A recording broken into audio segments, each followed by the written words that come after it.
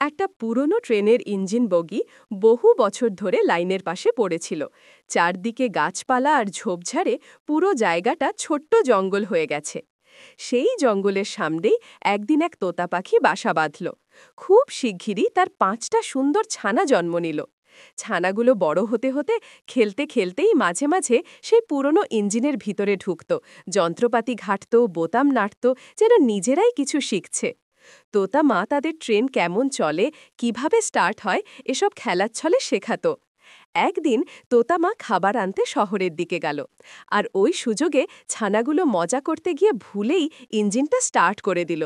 ঝুম করে সেই পরিত্যক্ত ট্রেন ছুটে চলল লাইনের ওপর দিয়ে, দূর দূর, আরও দূরে।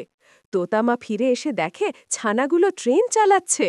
মা তোতা তখন আকাশে উড়ে চিৎকার করে বলে, ট্রেনটা তখনই থামবে যদি তোমরা লাইক, কমেন্ট আর সাবস্ক্রাইব করো। প্লিজ সাবস্ক্রাইব করে দাও, আমি আমার বাচ্চাগুলোকে ফেরত পাবো তাহলে।